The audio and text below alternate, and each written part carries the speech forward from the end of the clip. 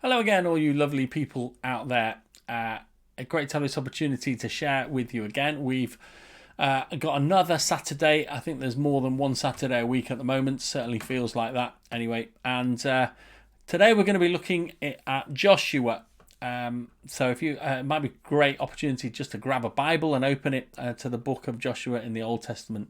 We're following on from Gavin's message last Sunday when he talked about 4 different areas: courage, togetherness, faith, and action. And we're going to look at these in the story of Joshua. So starting with Joshua chapter 1, it's a huge moment in the history of the Jewish nation. They're finally about to enter the promised land. Moses, their great leader, has just died. He's the last of that generation that won't see the promised land. And so they're ready to enter in. And Joshua is their newly appointed leader, ready to lead them finally right back. It's been promised right back from Abraham that they would have their own land, and here it's finally about to happen. And God starts in verse 5 by saying that he's going to be with Joshua as he was with Moses, that he'll never leave him or forsake him. And then he says 3 times to Joshua, be strong and courageous. I think he probably says that 3 times because Joshua doesn't feel strong and courageous. He's taking over from this great leader. It must have been a terrifying moment for him in one sense. But God is reminding him, be strong and courageous. And perhaps our courage has been impacted in these days with all that's been going on around us. And God would say to us, be strong and courageous. And how do we grow in our courage? First of all, verse 6, the promises of God still stand, and we need to remember that and trust in him and have courage because we are sure that the promises that he made are going to happen, and God confirms them again to Joshua. In verse 7 and 8, be strong and courageous, he says again, and this time it's about obedience. It's about following God's instructions. And God makes this promise here that if we follow his instructions, the things we do will prosper and be successful. So we can have courage if we're obeying God, that the work that we're doing in his name will be successful. That can make us courageous. And finally, verse 9, he confirms again that he is with Joshua at all times. He doesn't need to be afraid or discouraged. Again, probably because he was feeling both of those things. The Lord your God will be with you wherever you go. And that's true for us. That's Jesus' promise in Matthew 28. He'll be with us always. So we can have courage in these days. And the second point of Gavin's message on Sunday was togetherness. And we see this at the end of chapter 1 in verses 16 to 18. Have a look at it. And we see the people standing alongside Joshua and saying, whatever you have commanded us, we will do. And wherever you send us, we will go. They join in with God's call for Joshua to be strong and courageous. We see the nation here with one voice and one mind and one focus aligned together. And that's what this togetherness here is about.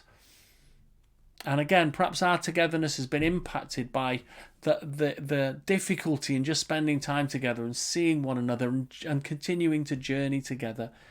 And we probably need to step out a little bit more of our comfort zones in that, because we're not having those natural opportunities to spend time together. Then we need to create those opportunities to be together, to encourage others, to help others to keep their focus and their mind and hearts on Jesus.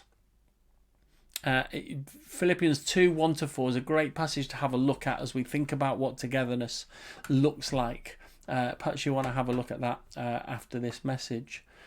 And then the third subject, the third topic focus of Gavin is on faith. In Joshua chapter 2, Joshua sends 2 spies into the land to check it out before they go. And 40 years previously, when they were on the edge of entering the promised land last time, Joshua would remember well that Moses sent in 12 spies. He'd remember that because he was one of the 12. And him and Caleb came back confident that God could do the battle, but the other 10, their report, although they saw the good in the land and they described how good the land is, they said these people are too big and too strong and we cannot defeat them. They didn't have the faith that God could defeat the people in the land. And again, perhaps for some of us, our faith has been impacted as we see what's going on in the world, as we focus in on the problems and the troubles and the difficulties and the hardship and the trauma. So it can affect our faith as we think, well, where are you, God? And what are you doing? And why are we not seeing you work as we might think? And we need to turn our eyes back onto God himself and put our trust in him. In chapter 2, we see that these two spies that Joshua sends in have a pretty horrendous experience. They're under attack. They've got men seeking after them, wanting to take their lives. They have to hide with a prostitute called Rahab. She hides them in their house to keep them safe. And then they escape down a rope down the outside of the wall out of her window. And then they run and hide in the hills for 3 days. It's a pretty traumatic visit in one sense. And here's the report that they give in verse 24 when they come back to Joshua. They say this: "The Lord has surely given the whole land into our hands. All the people are melting in fear because of us." They're not focused on the problems that they went through and the challenges they had to overcome. They're focused on God and how strong God is and how good God is.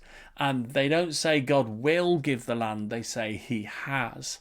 They can see that God, they have the faith to believe that God is going to enable them to take the land as he has promised. So as we fix our eyes on God and not on the problems, so we grow in faith. And finally, Gavin's final point was about action, taking action. And from chapter 3 onwards, the nation take action under God's direction and in obedience to him, and they go and they take the land. But it starts in verse 13 with them just needing to step into the river. They've got the river Jordan to cross, and God says, if you step into the water, I will make you a path through it and cause the waters to be walls on either side so that you can walk through.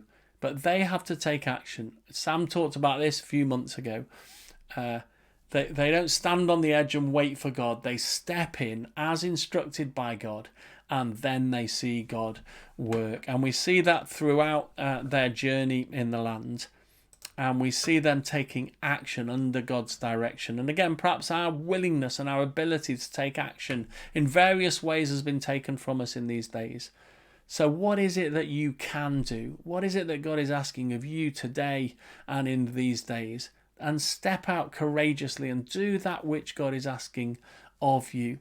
Even if it's not those things that you used to do, what is it that you can do to further the kingdom in amongst those who you know and those who God has put you with? 2 final verses as we finished from the other end of the story. So Joshua 23 and Joshua 24, verse 14 in each of them. Joshua's now at the other end. The land has been won and they're living in the promised land. And this is what Joshua says in verse 14. "Now I am about to go the way of all the earth." He's coming to the end of his life. "You know with all your heart," he says, "and soul, that not one of all the good promises of the Lord your God gave you has failed. Every promise has been fulfilled. Not one has failed." What an amazing testimony. As we looked at the beginning and saw them hoping in the promises of God, at the end they say, not one of his promises failed. And when we get to the end of our story, we'll be able to say the same. Not one of the promises of God has failed. And then verse 14 of chapter 24, Joshua's word to the people is just this: "Now fear the Lord and serve him with all faithfulness." Fearing the Lord is not about being scared of God. It's about being in awe of him, such that we listen to him and we choose to obey him and do what he's asking of us, to serve him with all faithfulness. And that's our challenge in these days, to fear the Lord, to turn our ears to him, and to serve him as he directs us with all faithfulness. Following this video, there's going to be a song that you can listen to. It's by Graham Kendrick. It's called The Servant King. Great song about how King Jesus became a servant to rescue us, and about how we can then respond and learn how to serve ourselves and to serve him in response of his service for us. So I hope you find that helpful. Use it to just respond and speak to God and to offer yourself in service to him. Great to talk to you. Speak again soon. Take care. Bye.